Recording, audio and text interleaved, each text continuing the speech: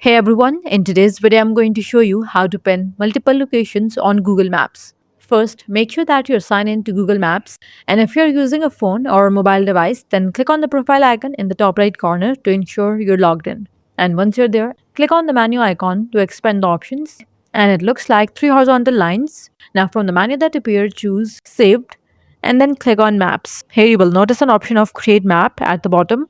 Click on it. Now, this will open a new window where you can add a title and a description for your map. For example, you can name it anything, and you can also add a brief description and then click on Save.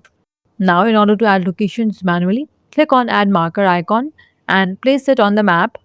Now, you can name the location and then click on Save. And if you're searching for a specific location, then click on the map where the green marker appears, then right click on it, and then choose Add to Map to include it in your map. So you can repeat these steps to point out other locations on your map.